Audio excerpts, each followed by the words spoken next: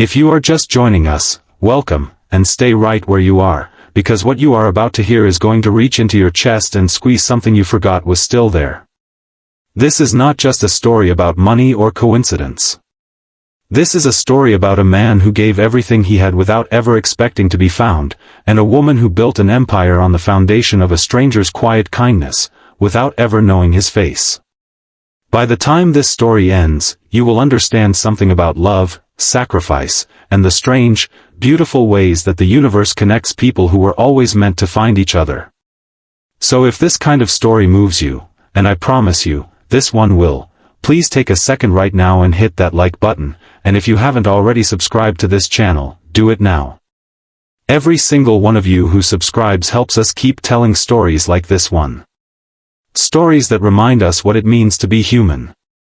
Now sit back, take a breath, and let me tell you everything. The morning Marcus Ellis arrived at Riverside Park with his 6-year-old daughter Lily strapped into her stroller and a paper bag containing 2 cheese sandwiches he could barely afford, he was not thinking about fate. He was not thinking about coincidence or divine timing or any of the beautiful things people say when they look back on moments that changed their lives. He was thinking about whether the electricity bill had cleared, whether his daughter had noticed that her lunchbox had the same sandwich for the 4th day in a row, and whether the single remaining pair of shoes in his closet, a battered pair of brown Oxfords with a crack running along the left sole, would survive another winter. Marcus Ellis was 34 years old, and he was tired in the way that only single parents know how to be tired. Not the kind of tired that a good night of sleep could fix. The kind of tired that lives behind your eyes and in the small of your back and in that quiet moment every night after your child finally goes to sleep when you sit in the kitchen under the dim yellow light and stare at nothing and try to remember who you used to be before everything fell apart. He had been a graphic designer once. A good one. He had worked for a mid-sized advertising agency in the city, earned a modest but comfortable salary, and lived in a 2-bedroom apartment with his wife, Diane, who had been warm and funny and full of light. They had been happy, or at least they had been what happiness looks like from the outside, 2 people who paid their bills on time and laughed at the same television shows and planned a future together that felt solid and real. Then Lily was born. And 3 months after Lily was born, Diane sat down across from Marcus at the kitchen table, the same table where they had drunk coffee together every morning for 6 years, and told him she was leaving. Not because she didn't love him. Not because he had done anything wrong. But because she was 29 years old and she had looked at the life stretching out ahead of her, the sleepless nights, the diapers, the smallness of it all, and she had felt something inside her close like a fist. She was not ready. She did not know if she ever would be. And she was sorry, she said, with tears running down her face, she was so sorry, but she had to go. And she went. Marcus sat with his 3-month-old daughter in his lap for a very long time after Diane walked out that door. Lily had fallen asleep against his chest, her small fist curled under her chin, her breath warm and even. And Marcus had made a decision in the silence of that apartment, not a dramatic decision, not the kind that comes with thunder and lightning, but a quiet, bone-deep decision. He would not fall apart. He could not fall apart. Because this little girl needed him to stay standing. He stayed standing. But staying standing cost him everything else. He lost his job 8 months later when the agency downsized. He lost the apartment 4 months after that when he couldn't make rent. He moved into a smaller place, 2 rooms in a building that smelled of mildew and old cooking, in a neighborhood that was not dangerous exactly but was not kind either. He picked up freelance work wherever he could find it, logo designs for small businesses, flyers for local events, web banners for online shops. It paid inconsistently, which is the charitable word for it. Some months he was fine. Other months he sat at that kitchen table and stared at the math and couldn't make it add up no matter how many times he ran the numbers. Lily grew from a baby into a toddler into a small, bright-eyed person who asked questions Marcus couldn't always answer and laughed at things that weren't always funny and loved strawberry ice cream and the color orange and a stuffed elephant named Gerald that had lost one of its button eyes and been repaired with a mismatched green button that Lily insisted made Gerald look interesting. She did not know they were poor. Children are miraculous in this way. They take the world as it is given to them and find the beauty in it without knowing there is anything to compare it to. Lily thought cheese sandwiches were her favorite food because her father made them. She thought their small apartment was cozy because her father called it that. She thought their Friday evening walks to Riverside Park were adventures because her father announced them with the same excitement one might use to announce a trip to Disneyland. Marcus took her to the park every Friday afternoon. It was the one luxury he allowed himself, not for himself, really, but for Lily. The park was free. The ducks on the pond were free. The way her face lit up when she ran toward the fountain was free. And for an hour or two, surrounded by trees and open sky and the sound of his daughter's laughter, Marcus could almost forget the crack in his shoe and the electricity bill and the hollow arithmetic of his bank account. It was on one of these Friday afternoons, on a cool October day when the leaves had just begun to turn amber and gold, that he sat down on a bench near the fountain with his paper bag and his daughter beside him, and heard a voice. "Excuse me. Is anyone sitting here?" He looked up. She was tall, dressed simply, dark slacks, a cream-colored blouse, a light jacket, with dark hair pulled back and a face that was striking in a way that had nothing to do with conventional beauty and everything to do with a quality of attention, of presence, as if she were someone who had learned to be very precisely where she was. She was holding a paper cup of coffee from the cart near the park entrance, and she was looking at the empty half of the bench with a question in her eyes. "No," Marcus said. "Go ahead." She sat. She sipped her coffee. She looked at the fountain. Marcus looked at Lily, who was currently attempting to feed her cheese sandwich to a pigeon that had appeared with suspicious timing near their bench. "Lily," he said. "That's your lunch." "Gerald says the pigeon looks hungry," Lily said, with the complete moral certainty of a 6-year-old. "Gerald is a stuffed elephant. He still has opinions." The woman beside him made a small sound that might have been a laugh she was trying to suppress, and Marcus glanced over at her, and she was looking at Lily with an expression on her face that he could not immediately name. Not amusement exactly. Something softer than that. Something with an edge of sadness in it. "Sorry," he said. "She's a lot." "Don't apologize," the woman said. "She's wonderful." Her name, he would learn over the following hour as the conversation wandered in the unhurried way of conversations between strangers who have nowhere else to be, was Victoria Crane. She did not tell him what she did for a living, and he did not ask, because they were talking about other things, about the park, about the pigeons, about Lily's very detailed theory of why ducks were morally superior to geese. Geese are mean, Daddy, everyone knows, about the best way to make a cheese sandwich. Marcus had opinions, and about the particular beauty of October in a city, when everything is turning and the light goes golden in the afternoon and it feels briefly as if the whole world is on the edge of something. She asked about Lily's mother. He told her simply, she left. He did not perform it, did not make it dramatic or pitying, just stated it the way you state a fact that has become ordinary through repetition. She was quiet for a moment, and then she said, "You seem like a very good father." It was such a simple thing to say. He had heard variations of it before, from neighbors and teachers and people at the park. But the way she said it, not with the brightness of a compliment meant to fill silence, but with the gravity of an observation, made something in his chest tighten in a way he hadn't expected. "I try," he said. "That's all I know how to do." She nodded. Lily had abandoned the pigeon, which had stolen a corner of the sandwich anyway and waddled off triumphantly, and climbed onto the bench between them, and was now showing the woman her stuffed elephant with the focused intensity of someone presenting important evidence. "This is Gerald," Lily announced. "I've heard about Gerald," the woman said seriously. "He has opinions." Lily looked at her with something approaching reverence. "You understand." "I do," the woman said. And she held Gerald very carefully with both hands, the way you hold something you understand to be precious.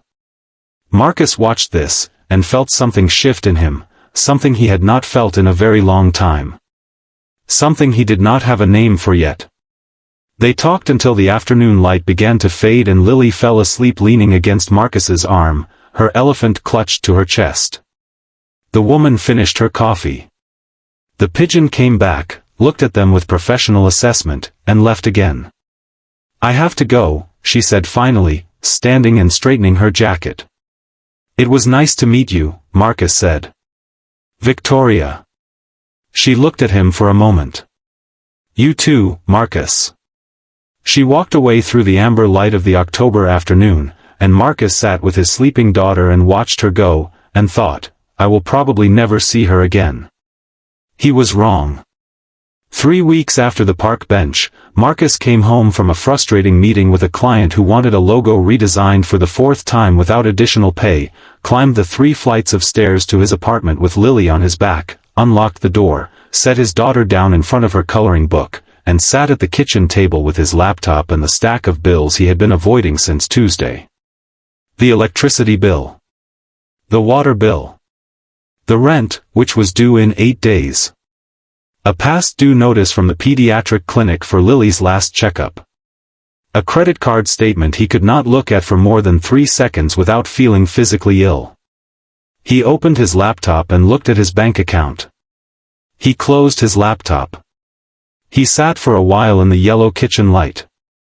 Then he got up and made Lily her dinner, scrambled eggs and toast, which she ate with great enthusiasm, declaring it the best dinner in the history of dinners, and gave her a bath and read her 2 chapters of a book about a mouse who wanted to be an architect. Lily thought the mouse was right to want this. She had recently announced her own intention to build a house for Gerald, and tucked her in with her elephant and sat beside her until she fell asleep. Then he came back to the kitchen and the bills and the laptop. He was still sitting there at 11 o'clock at night when he heard the sound of something being pushed under his door. He got up slowly, went to the door, and looked down. There was an envelope. Plain white, no return address, his name written in neat handwriting on the front. Just, Marcus. He opened the door and looked down the hallway. Empty. He looked both ways. Nothing. He closed the door and stood with the envelope in his hands. Inside was a money order.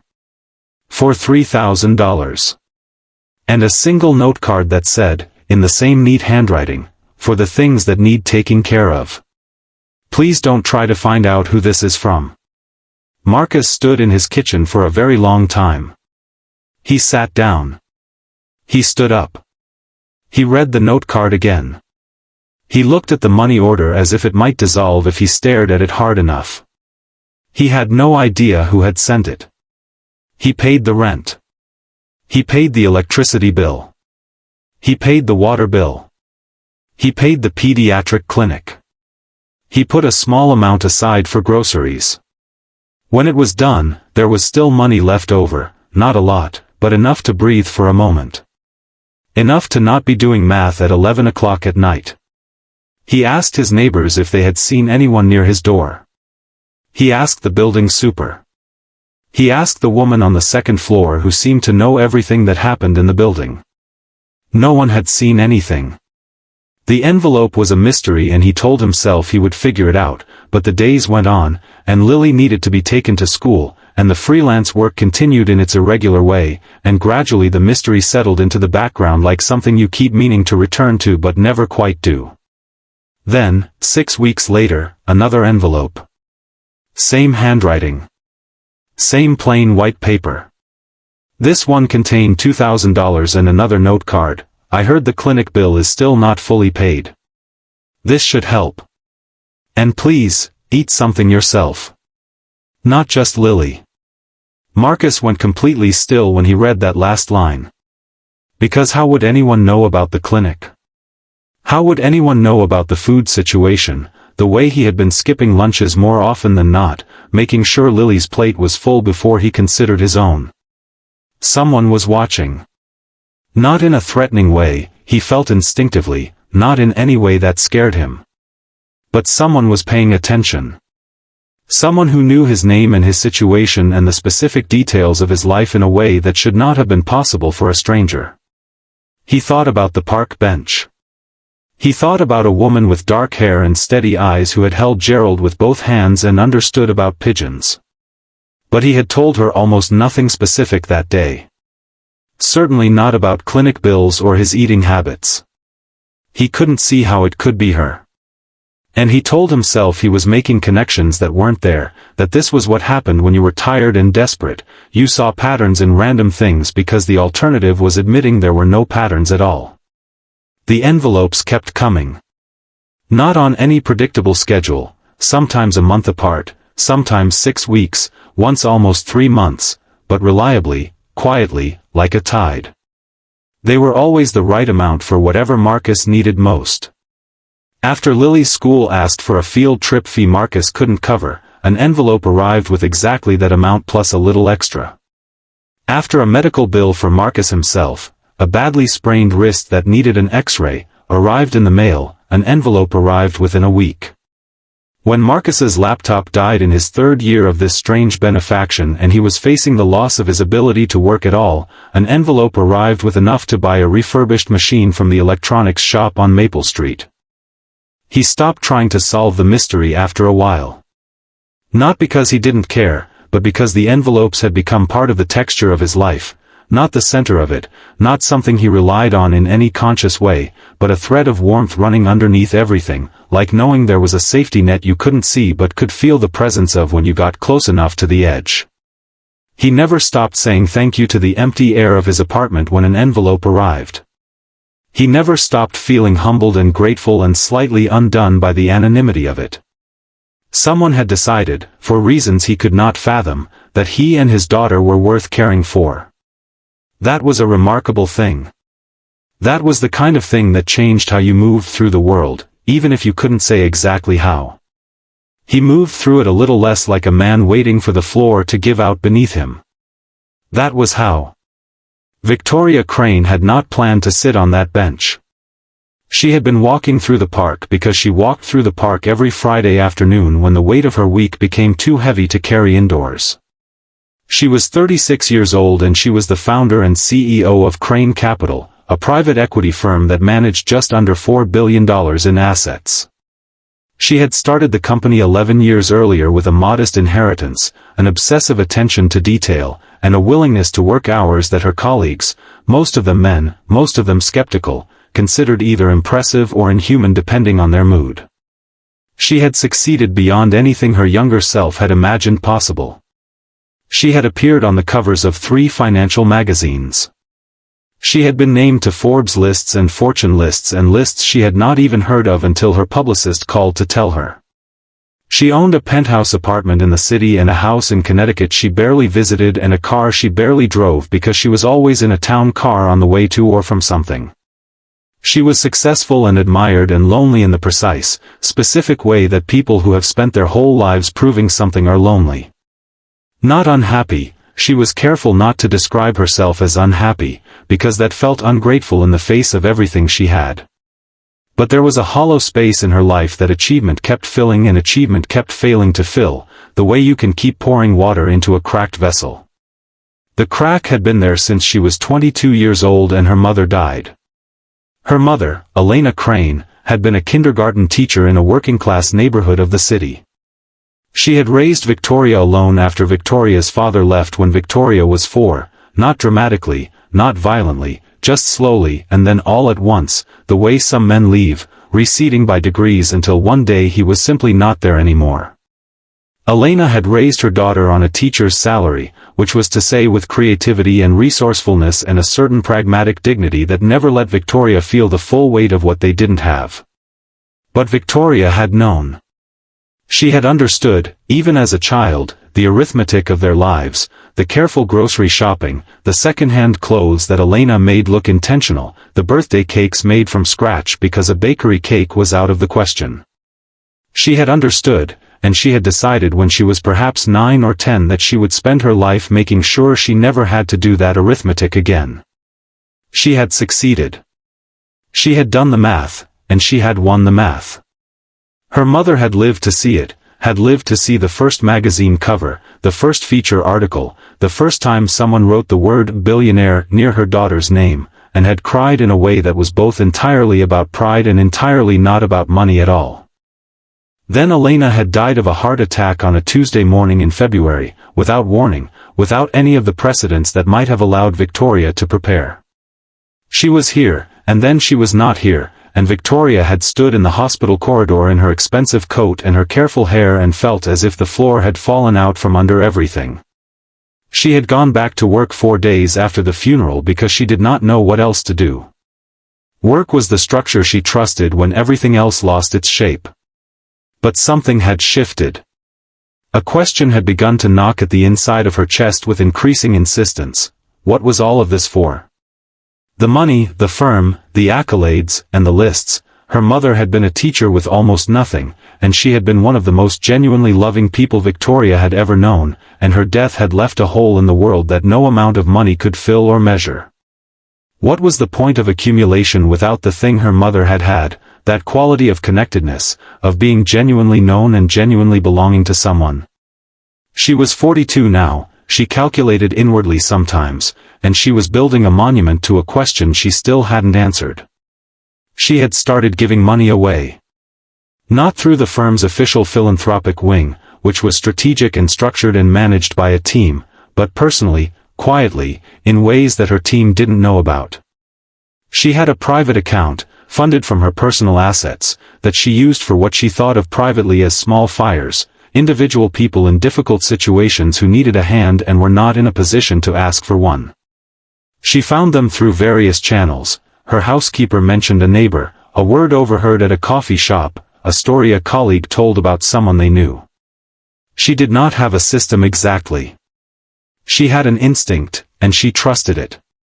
She had sat down on that bench because her feet hurt and the sun was warm and she had nowhere she needed to be for once. She had sat next to a man with tired eyes and a sleeping daughter and let the conversation happen, and by the end of it she had known 2 things with equal certainty. First, that this man was the exact kind of person she had been quietly trying to help, and second, that she could not explain the second certainty even to herself. She had her assistant make a few discreet inquiries.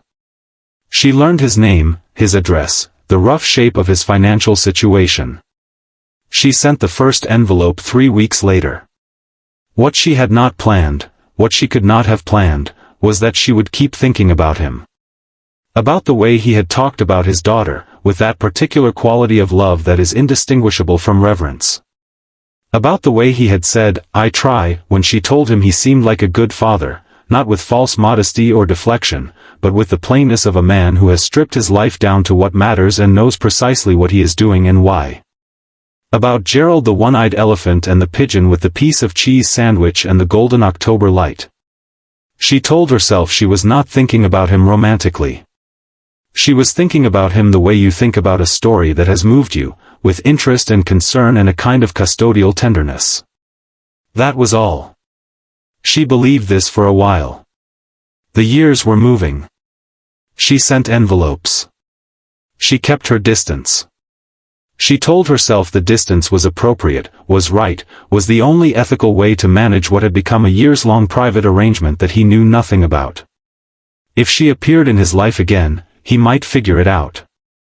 He had asked her not to be found, or rather, the envelope had asked, on behalf of whatever version of herself had been brave enough in that moment to do something purely and unconditionally generous. If she walked back into his life, she would complicate that. She would make it about something other than what it was supposed to be. What it was supposed to be was simple. A hand extended. Nothing asked in return. But she was lonely. She was 40 and then 41 and then 42, and she went to dinners and events and appeared on panels about female leadership and came home to her penthouse and her careful quiet and thought about a park bench and a man with tired eyes and a little girl with opinions about geese. She was not prepared for the morning everything changed. The annual Riverside Business Forum was not the sort of event Marcus Ellis would normally attend. It was held at the Grand Riverside Hotel, a place that had always existed, in Marcus's mental geography, as somewhere other people went, and it attracted the kind of professionals who wore suits that fit properly and carried business cards that opened doors. Marcus had received an invitation because a client of his, the owner of a small design studio, had a table and a spare seat and thought Marcus might make useful connections. Marcus had almost not gone. He had stood in front of his closet for 10 minutes looking at the brown Oxford shoes with the repaired sole. He had finally replaced them a year ago, after an unexpected infusion from the anonymous envelopes had given him the breathing room, and his one good suit, which he had bought second-hand and had altered, and thought about all the reasons this was not his world. Then Lily had come in her pajamas and seen him standing in front of the closet and said, with the devastating clarity of a 9-year-old, "Daddy, you look nervous. You should go. Gerald says you should go." Gerald still existed. He had lost the second button eye in a minor crisis at age 7 and been given a pair of tiny googly eyes from a craft set, which Lily maintained made him look distinguished. He lived on Lily's bookshelf now, presiding over her growing collection of architecture books with the dignity of a retired advisor. Marcus had laughed and gone to the conference. The Grand Riverside Hotel was exactly as intimidating as he had expected. The lobby was enormous and marble and full of people who all seemed to know each other. There were name badges and a registration desk and a cluster of men in expensive suits laughing about something Marcus couldn't hear.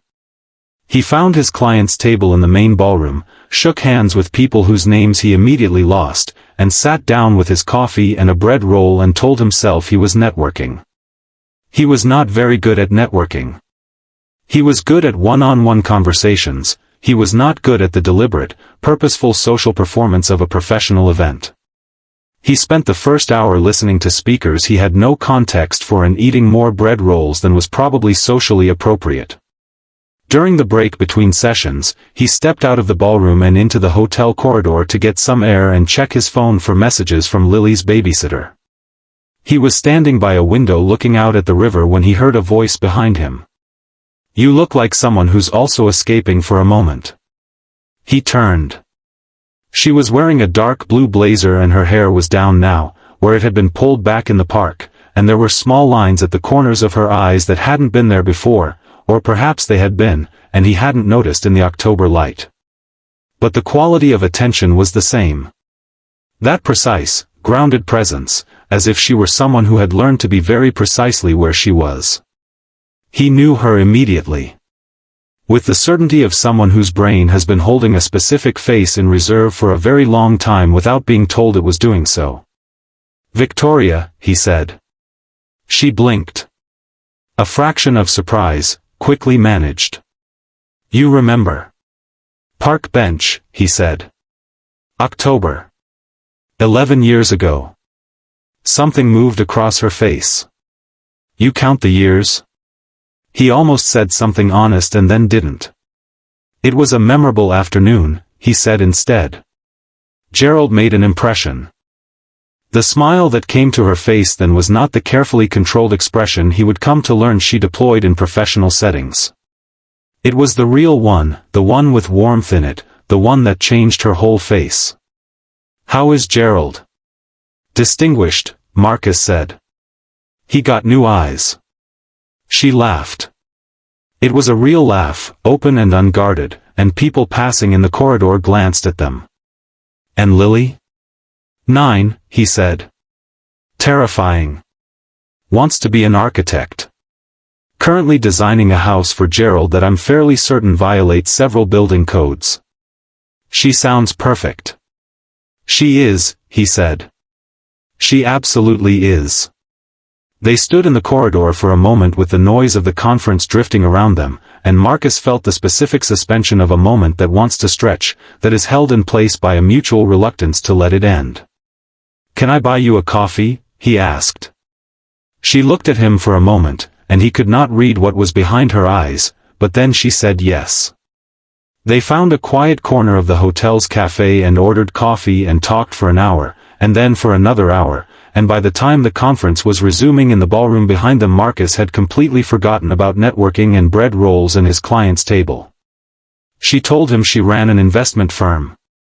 She did not tell him the scale of it, not the billions, not the Forbes list, and he did not ask, because that was not where the conversation was. The conversation was in other places. in Lily's architectural ambitions, in the design work Marcus had been building over the years, in the way the city had changed and the way the park was still exactly the same, in a shared memory of a pigeon eating a corner of a cheese sandwich with complete moral conviction. She was different than he remembered, and also exactly the same. Older, yes, but it was not the aging that struck him, it was the quality of effort she seemed to be containing, as if she carried a great deal of something and had learned to carry it gracefully. He recognized that quality. He had developed it himself. "You seem," he said, searching for the word, "tired." She raised her eyebrows. "That's a bold thing to say to someone you've just met again." "Not tired like you need sleep," he said. "Tired like you've been holding something for a long time." A long pause. She looked at her coffee cup. "Yes," she said quietly. "Something like that." He did not push further. He knew the language of that particular fatigue. He had spoken it himself for years. They exchanged numbers before he went back to the ballroom, because it seemed inevitable, like exchanging numbers with someone is inevitable when neither of you wants the conversation to end but the world requires you to be somewhere else. He texted her that evening, the pigeon would be disappointed in the hotel's coffee. "Mine was lukewarm." She texted back, "Mine was excellent. I think the universe is trying to tell us something about your order." He read that text 3 times and then put his phone down and said out loud, to no one in particular, "I'm in trouble." The friendship, if that was the right word, and Marcus was increasingly uncertain it was, developed over the following months in the unhurried way of things that are trying to become what they are without either party quite admitting it. They met for coffee, and then for lunch, and then for walks in the park, always Riverside Park, always with some acknowledgement of the bench, which had become a kind of landmark in their private geography. They texted. They talked on the phone in the evenings after Lily was asleep, conversations that started as check-ins and became hours. Victoria met Lily formally on a Sunday in March when Marcus brought her to the park and found Victoria already there, which he had not planned but which seemed, when it happened, exactly right. Lily regarded Victoria with the focused assessment of a 9-year-old forming a judgment. "You're the one Daddy talks about," Lily said. Marcus felt his face do something involuntary. "I mention her occasionally." "He says you're interesting," Lily said, as if this closed the matter.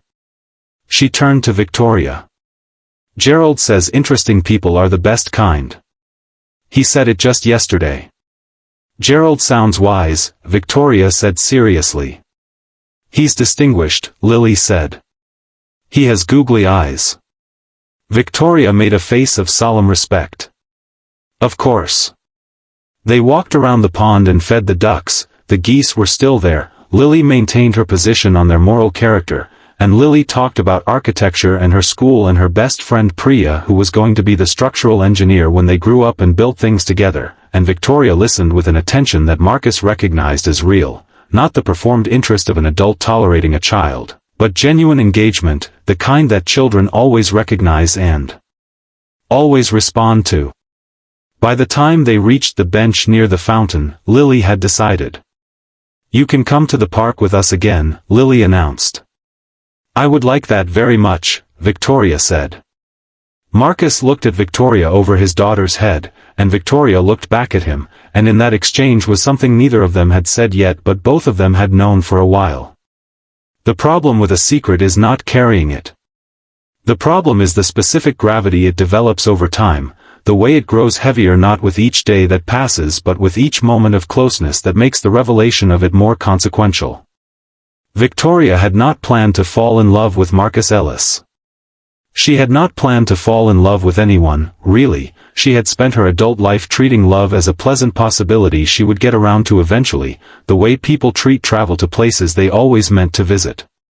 But here she was, 42 years old, standing in front of her mirror on a Tuesday morning before a board meeting, unable to think clearly about the board meeting because she was thinking about the way Marcus had laughed the night before on the phone when she told him about the incompetent caterer at a firm event, a laugh that was warm and whole and made her feel, for reasons she could not explain, as if she had been given something.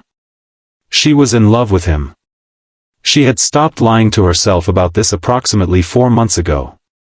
She was in love with him and she had been secretly supporting him financially for 11 years and he did not know either of these things, and these two facts were on a collision course that she could feel approaching with the inevitability of weather.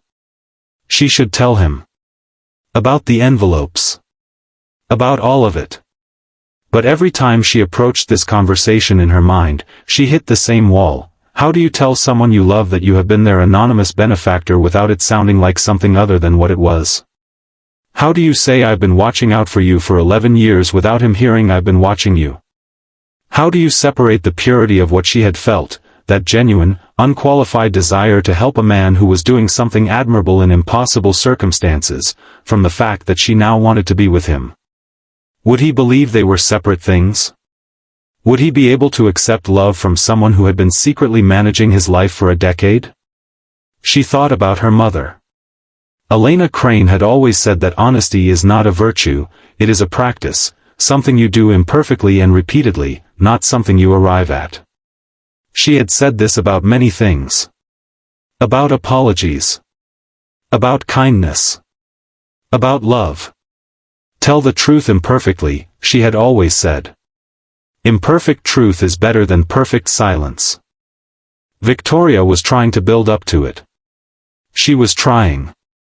But the days kept being ordinary and warm and full of specific joys. Lily's latest architectural sketch, shared over dinner at Marcus's kitchen table, an evening in the park when the light went golden and Marcus had reached over and tucked a strand of hair behind her ear with such a natural ease that she had been unable to breathe for a moment. A phone call at 2 in the morning when neither of them could sleep and they had talked until dawn about nothing important and everything, and she could not find the moment that felt right for a revelation that would change everything. And Marcus had his own architecture of things unsaid. He had loved her since approximately the 6th coffee, or rather, he had admitted to himself since the 6th coffee what he had felt in some form since the park bench 11 years ago. He had not acted on it for the same reason people who do not believe they deserve things do not reach for them, not unworthiness, exactly, but a kind of habitual diffidence about his own wants, a practice of placing his own needs last that had started as necessity and become, over the years, a kind of character. He was also aware, he was not foolish, that she was not simply someone who ran an investment firm. He had looked her up after the conference with the ambivalent curiosity of someone who suspects the answer will be complicated, and found the Forbes profile and the Fortune feature and the magazine covers and understood the scale of who she was in the world. And he had thought, not bitterly but honestly, she is someone who runs $4 billion, and I am someone who designs logos for small businesses and makes cheese sandwiches and has one good suit. He was not a man who was easily made to feel small. He had worked too hard and built too much from too little to feel small. But the disparity was real and he was honest about it, and honesty sometimes looks like hesitation. They were both, in other words, carrying things. They were both circling each other in the way of people who want to move closer and cannot quite navigate the distance. The distance collapsed on a Saturday evening in November. It was Lily who started it, as things in Marcus's life so often were. She had been sick the week before, a bad flu that had required 3 days of missed school and a visit to the doctor and considerable amounts of children's medicine and worried parenting. She had recovered fully, as children do, with a speed that made Marcus feel retrospectively foolish for the nights he had sat by her bed watching her breathe. She was fine. She was completely fine. She was, in fact, better than fine. She was currently eating soup and telling a long story about a disagreement at school regarding the best type of bridge design for a pretend city she and Priya were building, and she had opinions. Victoria had come with soup. Not the metaphorical soup of comfort, actual soup, which she had made herself in her penthouse kitchen with a recipe she had found online and practiced twice before making the one she brought over in a container with a lid, because she had discovered that cooking was a thing she was good at and had never had occasion to do for anyone before. It was a chicken soup with a slightly wrong ratio of vegetables but entirely genuine intention, and Lily had declared it the best soup she had ever had, and Marcus had not pointed out that she said this about most food she enjoyed. After dinner, After the bridge design debate was resolved, suspension, Lily maintained, was underrated. After Lily had brushed her teeth and been read to and fallen asleep with Gerald and his googly eyes presiding from the shelf, Marcus and Victoria sat at the kitchen table with tea and the comfortable silence of people who have learned to be quiet together. "She's incredible," Victoria said. Not for the first time. But differently than before, with something in her voice that had more weight in it. "She is," Marcus said. "She scares me sometimes." "How incredible she is." "Because she came out of all of this." It wasn't a question. "Because she came out of all of this," he agreed. "Out of the small apartment and the second-hand things and the cheese sandwiches and the whole arithmetic of it. And she's this person.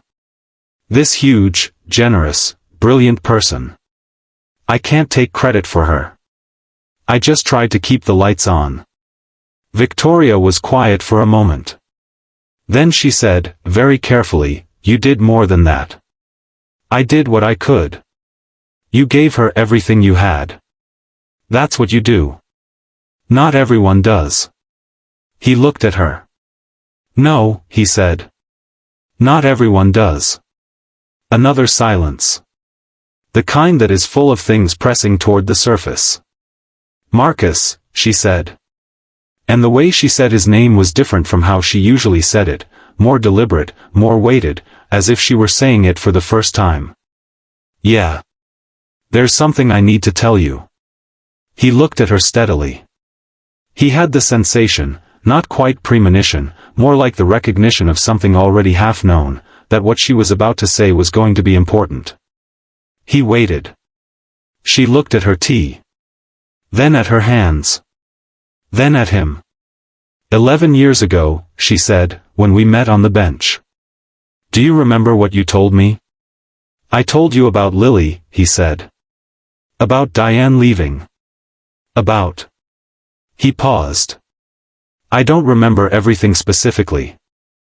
"You told me you try," she said. "When I said you seemed like a good father. You said, 'I try, that's all I know how to do.' I remember that. And I believed you," she said. "I believed you completely. And I had been walking through that park for years watching people, because that's." She stopped, and started again. "I do something. Privately. Not through the firm. I find people who are trying very hard and not getting anywhere, and I try to help. Without strings. Without them knowing." Marcus went very still. 3 weeks after we met," she said, not looking at him, "I sent you an envelope." The kitchen was quiet. Outside, a car passed on the street. Inside, Marcus was not breathing in any way he was aware of. "Victoria. I know." Her voice was steady, but barely. "I know what you're going to say." "How many?" She looked up then. "What?" "How many envelopes?" A pause. 37, she said. "Over 11 years." He put his hand flat on the table. Not in anger, she would say afterward that she had been watching for anger and not found it, which was the only thing that allowed her to keep going. His hand went flat on the table with a kind of deliberateness, as if he needed to feel something solid. "The laptop," he said. "Yes." "The rent." "That second winter, when I was 3 months behind." "Yes." He stopped. His jaw worked. "Lily's school trip." 6th grade. "Yes." He sat back in his chair. He looked at the ceiling. He brought his gaze back down to her face, and his expression was not the one she had feared, not anger, not betrayal, not the sharp withdrawal of someone who has been managed or diminished. It was something more complicated than any of those things, and she had to work to read it. "Why?" he said finally. "Because I saw you trying," she said. "And trying that hard, with that much love, with that little margin, it deserved to be seen. It deserved for someone to care that you were trying. I didn't need charity." "I know." She held his gaze. I know you didn't need it. I know you would have figured it out. I know you're perfectly capable. I wasn't doing it because you couldn't, I was doing it because," she stopped. The word she needed was close. "Because kindness shouldn't require need," she said at last. "Because goodness shouldn't be its own punishment." Marcus said nothing for a long time. "You never said anything," he said finally. "The envelope said not to look." "I know. But for 11 years. I was afraid," she said. And this was the most honest thing she had ever said to anyone, she thought, in her adult life. "I was afraid that if you knew, you would." She could not finish that sentence in any way that didn't reveal the rest of what she felt, and for a moment she tried to hold the sentence back, and then let it go. "I was afraid you would leave. Or think less of what this is. Or what this is," Marcus said slowly. She looked at him. "What is this, Victoria?" he said. His voice was very quiet. "What is this, for you?" The kitchen was silent. "I love you," she said. Simply. Without preparation. The way her mother would have said it, imperfectly, immediately, before fear could close the gap. Marcus looked at her for a long time. 37 envelopes, he said. "Yes. And you never said a word." "No. Because you were afraid I would leave." "Yes." He was quiet for another moment. Then he said, "I have spent 11 years thanking the heir of this apartment. I have spent 11 years wondering who it was. I have spent 11 years feeling held up by something I couldn't see or name, and I told myself," he stopped. Swallowed. "I told myself it was just someone kind. A stranger who saw something and responded. And I was grateful. I was so grateful. But I also felt," another stop. "The honesty was arriving in pieces. I felt as if someone believed I was worth caring for," he said. "Specifically. Me, specifically. A man who was drowning by inches and doing it quietly. Someone saw that. And I didn't know who. But I thought about you. You thought about me. Constantly," he said. "That afternoon. Those 2 hours. The way you held Gerald like he mattered. I thought about you for 11 years, and I told myself it was just a good memory, just the kind of afternoon you hold onto when the rest of life is hard, and I." He stopped. "Come here," he said. She got up from her chair and he stood too, and they were both standing in the small kitchen, which was not large enough for 2 people standing close, and he put his hands on either side of her face with the careful deliberateness of a man who is used to handling things that are precious to him. "I have been in love with you," he said, "for 11 years. I didn't know I was allowed to say that." "You are," she said. "You were always allowed."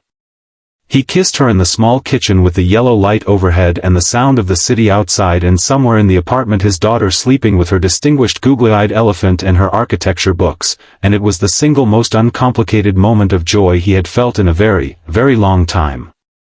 Of course, because this is life, and life does not allow the beautiful moments to simply be beautiful without also presenting the things that come after, there were complications. The first complication was Lily. Not because Lily was opposed to Victoria.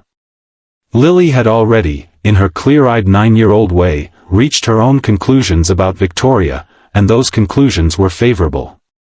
But Lily was a child whose primary attachment was to her father, and a child whose mother had left in a way that Lily was old enough now to understand the shape of, if not the full weight. She had grown up knowing that people you love can go. She had built her emotional world around the certainty of one person, her father, with a kind of focused intensity that is both touching and, in its own way, a form of protection.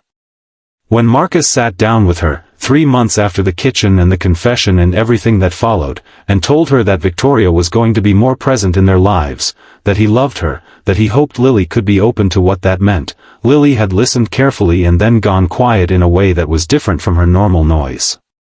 "What if she leaves?" Lily said. Marcus had thought about this question.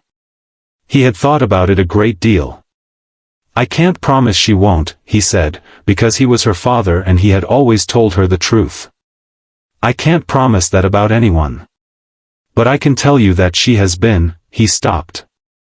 "She has been looking out for us for a very long time, baby. Longer than you know. And she didn't have to. Nobody asked her to. She just did it because she thought we were worth caring for." Lily considered this. "Did she send the envelopes?" Marcus stared at her. "You knew about the envelopes?" "I found one," Lily said calmly. "When I was 7. I didn't know what it was, so I asked Mrs. Peterson next door and she said it was a money order. I didn't tell you because you looked relieved when I found you with it and I thought it was a secret." Marcus sat with this information for a moment. "Yes," he said. "She sent the envelopes." Lily was quiet again. Then she said, "She sent them and didn't say anything. For years." "Yes. That's weird," Lily said. "And then, but also kind of nice. In a weird way." "Yes," Marcus said. "That's accurate." "Gerald says she can stay," Lily announced. "He said it just now." Marcus looked at the shelf, where Gerald sat in his distinguished way with his googly eyes. "Tell Gerald thank you," he said. The second complication was professional, and it was harder. When news spread, as news in the financial world always spreads, through the particular osmosis of an industry where everyone knows everyone and information is a form of currency, that Victoria Crane was in a relationship with a freelance graphic designer who was not, by any reasonable financial measure, in her world. The reaction was what you would expect from people who mistake proximity to money for wisdom about human beings. There were whispers. There were loaded questions in interviews that were meant to sound neutral and weren't. There were board members who raised the issue of perception and image and the firm's reputation for discernment, which was, as far as Marcus could tell, a polished way of saying that they thought he was not adequate to be in her life. There were people, colleagues, friends of colleagues, people who existed on the periphery of Victoria's professional world, who said things to her that she didn't repeat to Marcus but that he could read in the set of her jaw on certain evenings. He offered to step back. He sat across from her at the kitchen table, her kitchen table now, in the penthouse he had not yet fully let himself inhabit, and said, "If this is costing you things professionally." "Stop," she said. "Victoria." "Stop," she said again. "I have spent 20 years building something that was supposed to be for my mother. To prove to her that the arithmetic of our lives was survivable. That the sacrifices she made were not for nothing. And my mother would look at what I was thinking of doing right now, stepping back from you because of what other people think, and she would be ashamed of me." Marcus was quiet. "She raised me to know the difference between what matters and what merely looks like it matters," Victoria said. "I have forgotten that difference 1,000 times in 20 years, and I am not forgetting it now." He reached across the table and took her hand. "You should have met her," he said. "Your mother. She would have liked you enormously," Victoria said. "She would have approved of the cheese sandwiches. She was a very practical woman." He smiled. The tightness in his chest eased slightly. "I try," he said. The old phrase, the first phrase, the phrase she had never forgotten. "I know," she said. "I know you do." The third complication, the one that was, in retrospect, not a complication at all but a transformation, was the question of what it meant to be known. Marcus had lived a private life. Not a secretive one, not a hidden one, but a private one, small and specific, contained within the boundaries of his apartment and his daughter's school and his clients and the park. He was not, by temperament or circumstance, someone who existed in public. He was a man who made things for other people, logos and designs and visual languages, and then stepped back to let the things speak for themselves. He did not particularly need to be visible.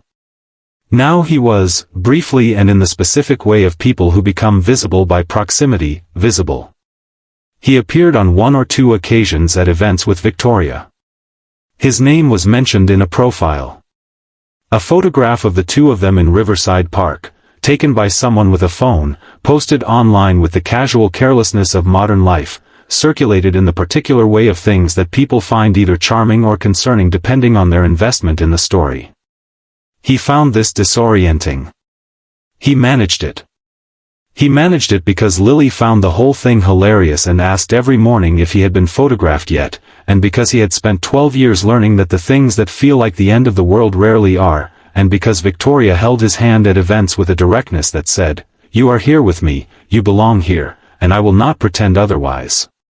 What changed, over the months of adjustment and the complications and the world slowly settling into its new shape, was something Marcus had not expected.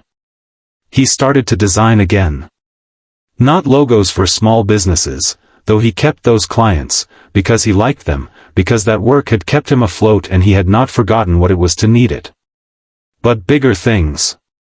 He had always had ideas. During the years of survival he had filled sketchbooks with designs he had no context to produce, visual concepts and brand languages and the bones of things that lived in his notebook because they had nowhere else to be. Now he began to bring them out. A friend of a client saw his work and asked him to pitch a full brand identity for a mid-sized company. He won the pitch. The company grew. He won 2 more pitches. He hired a small team. Within a year he had the beginning of something, not a large firm, not anything that would appear on lists, but something of his own that had the quality of his own work and vision and the years of doing things carefully with limited resources, which turned out to be an excellent education in knowing exactly what you need and nothing more. Lily, at this point 14, reviewed his new firm's branding with the analytical eye of someone who had been thinking about aesthetics and structure since she was old enough to hold a pencil. "The logo needs to breathe more," she said. "The kerning in the secondary typeface is too tight. Also you should use a slightly warmer off-white for the background. Currently it reads cold." Marcus looked at her. "You're 14. "I know," she said. "The logo still needs to breathe." He changed the logo. She was right. There is a particular kind of education that only circumstances can provide, and Lily had been receiving it her entire life without knowing it. She had grown up watching her father do something remarkable without ever describing it as remarkable, simply getting up every day and meeting whatever the day required. She had learned, from this quiet observation, that love is mostly a verb. That showing up is not a metaphor. That the quality of your attention is the truest measure of what you care about. She had also learned, from the envelopes and the story of them, which she heard in full when she was 12, sitting at the kitchen table with her father and Victoria while outside the first snow of the season fell on the city, that generosity is most beautiful when it asks nothing in return. That the deepest kindness has no audience. That sometimes the most powerful thing you can do for someone is to quietly believe in them when the math doesn't add up. She did not fully understand, at 12, everything that this meant. She returned to it at 14, and again at 17, and again at 20, each time finding new rooms in the idea. But the first understanding went in at 12, in the kitchen with the snow outside, and it stayed. "But why didn't you tell him?" she asked Victoria, meaning about the envelopes. "For so long?" Victoria had thought about how to answer this. She had practiced it, in some vague way, for years before Lily was old enough to ask it.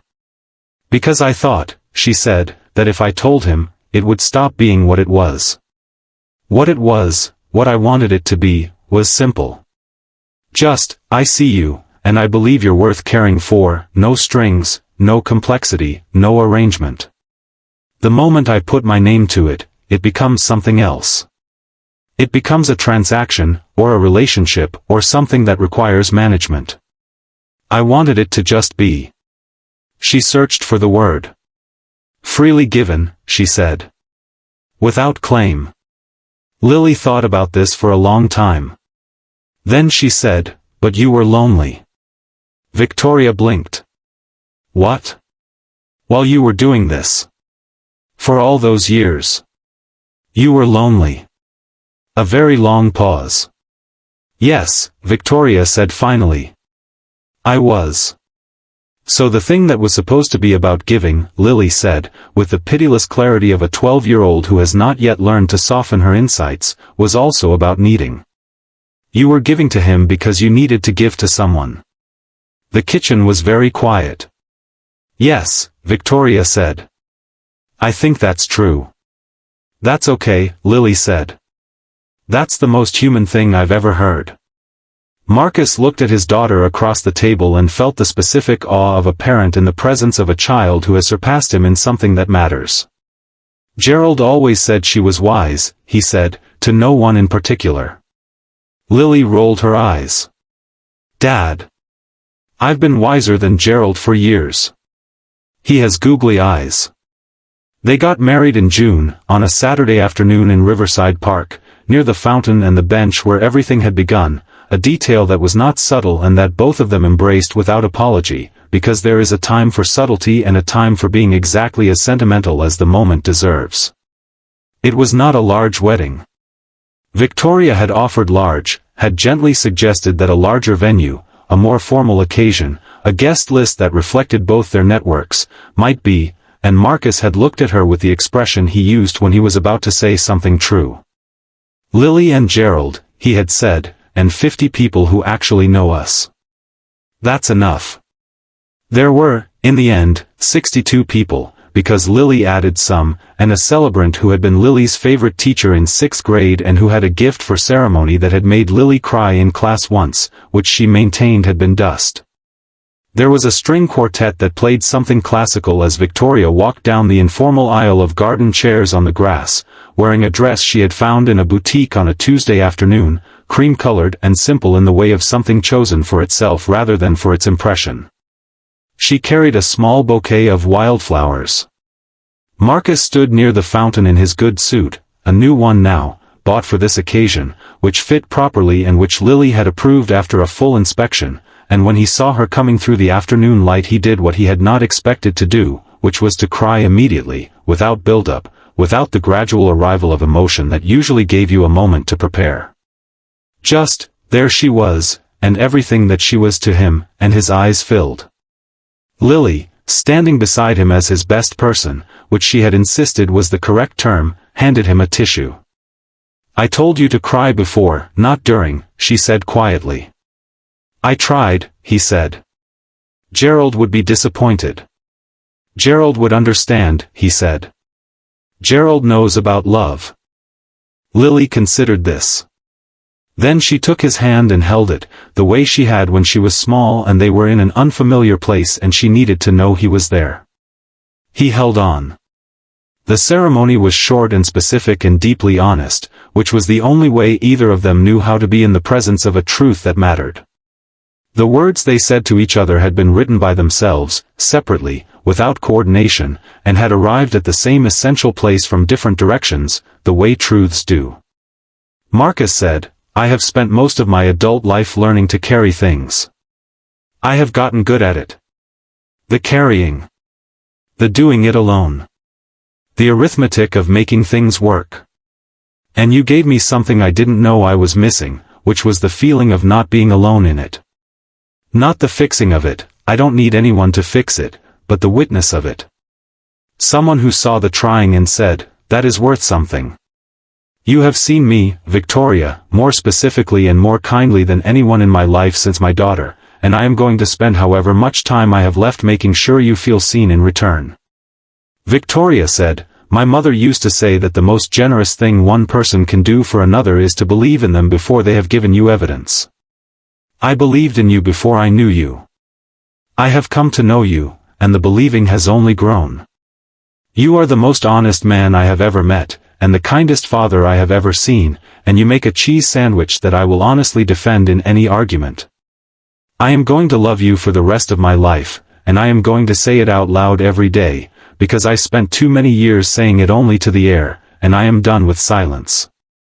There was not a dry eye among the 62 guests, 2 of whom were Lily's friends from school who had been allowed to come specifically because they were, as Lily put it, emotionally ready, by which she meant they had been warned about the cheese sandwich line and had not asked follow-up questions. Gerald attended. He was present in Lily's clutch purse, which she had insisted on bringing because she had found a small bow tie for him made of orange ribbon, orange, because Gerald had always appreciated the color, in Lily's understanding of his preferences, and she had placed him carefully in her purse where he could observe the proceedings. "He's in there," she confirmed, when Victoria asked, patting her purse. "Good," Victoria said. "He deserved to be here." "He did," Lily agreed. "He's distinguished." The things that happen after the large moments are, in some ways, the truest part of a story. Not the ceremony but the Tuesday mornings. Not the revelation but the months of learning to live inside a new shape. Marcus and Victoria moved into a space that was genuinely theirs, not the penthouse, which was hers in a way that would always carry that flavor, but a townhouse in a quieter neighborhood, large enough for Lily to have a studio space where she worked on architectural models and drawings. She was in her second year of an architecture program by the time they moved in, having achieved this goal with the focused determination with which she had always approached things she wanted, and for Marcus to have a proper office, and for Victoria to have a kitchen large enough for the cooking she had discovered she loved. It had a small garden. Gerald occupied a place of honor on Lily's studio shelf, overseeing her models with the dignity of a retired senior advisor. Victoria took, over the following years, a quieter role at Crane Capital. Not stepping back, she was not someone who could entirely step back, and no one who knew her expected that she would, but shifting the balance of her attention. She brought Marcus into some of her philanthropic work, the private work she had always done with the envelopes and the small fires, and they did it together now, which turned out to be different in kind from doing it alone.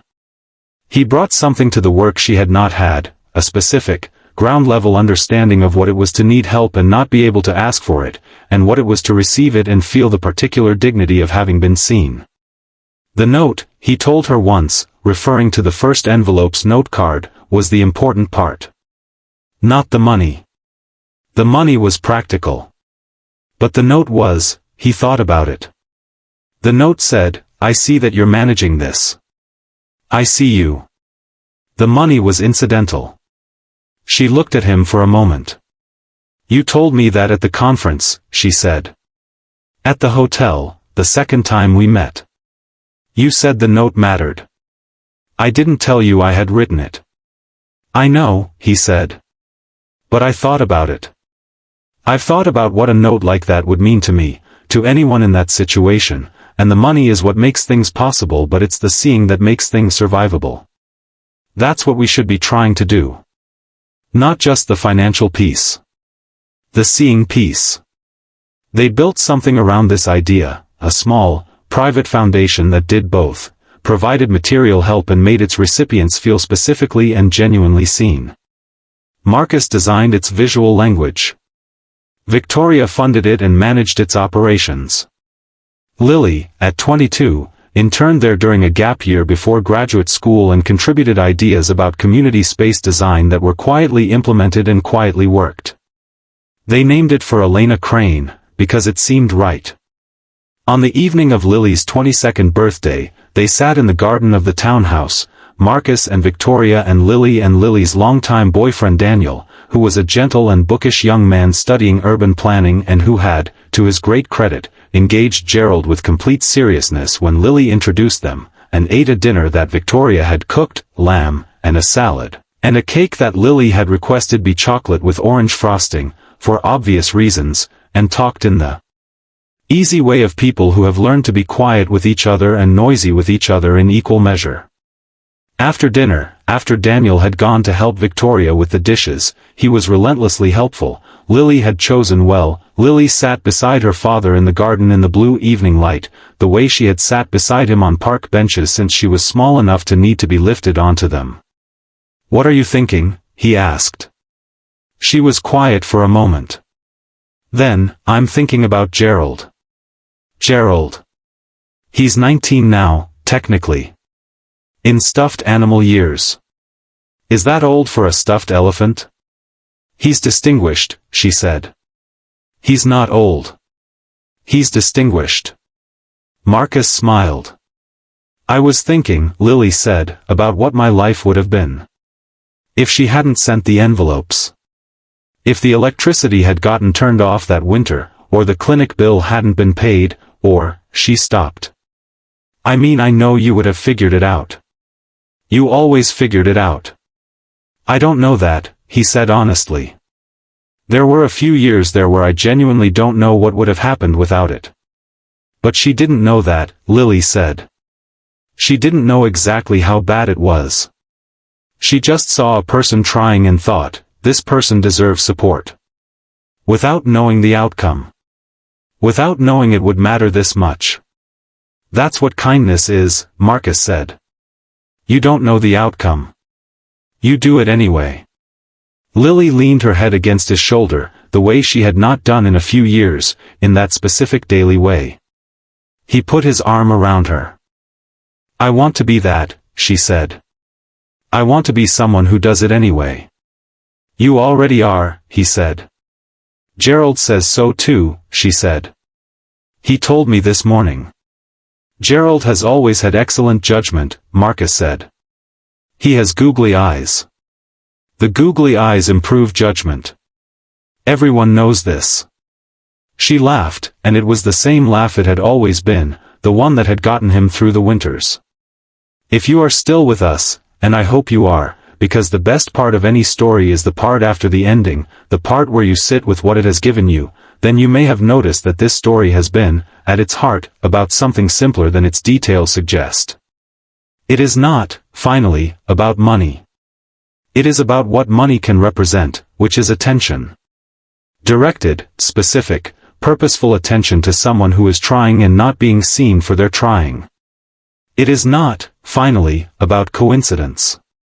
It is about what coincidence can represent, which is the way the world sometimes arranges things in our favor without our asking or deserving or earning it, and what we do with those arrangements when they come. It is not, finally, about love, in the dramatic sense that love is usually presented. It is about love as a practice, imperfect, recurring, unglamorous. The love of a man for his daughter on the 10,000th cheese sandwich. The love of a woman for a stranger she sat next to in a park and could not forget. The love that builds things quietly, without audience, without certainty of reception, and sends them out into the world the way you put a letter in an envelope and slide it under a door.